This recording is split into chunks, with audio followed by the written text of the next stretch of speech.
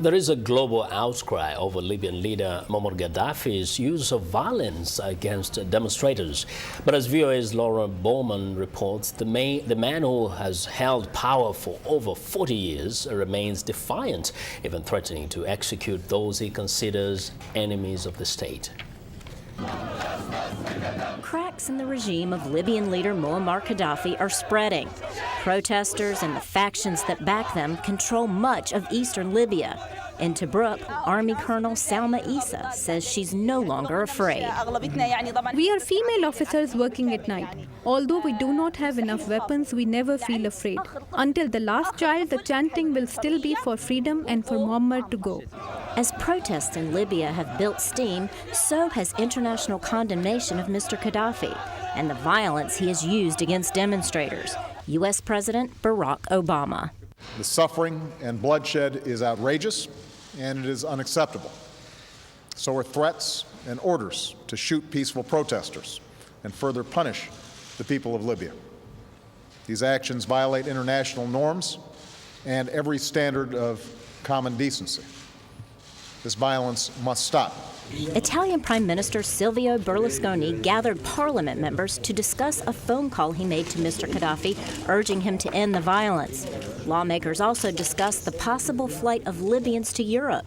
The main problem will be a migratory influx. That is why a group of us ministers have formed a permanent committee on Libya. Mr. Berlusconi has been friendly with Mr. Gaddafi in the past, and Libya is Italy's biggest oil supplier. Islamic Jihad and Hamas demonstrators in Gaza are calling for Mr. Gaddafi's ouster. We call on the Libyan people to continue their revolution and their uprising in order to kick this man out. At Arab League headquarters in Cairo, a more sedate but similar statement. The truth is, we're all very angry at what we have been hearing from Libya and its dealings with civilians. Worldwide, evacuation efforts are underway. The French military released video Wednesday showing the evacuation of more than 400 French and other European nationals from the Libyan capital, Tripoli. A reporter asked this man if he felt relief. Given the state the airport is in, with everything canceled, without regular flights, were we going to get on them? Not sure. So a really big whew. But with Mr. Gaddafi vowing to fight until his death, there's no relief in sight for Libya.